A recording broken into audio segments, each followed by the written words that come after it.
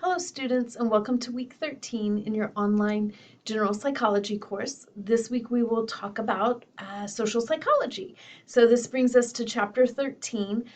In this chapter you will explore a variety of psychological concepts that has to do with how our behavior is altered, influenced, changed because of people around us, our external influences, our social world. So let's take a look at this week's module. You have your narrated PowerPoint.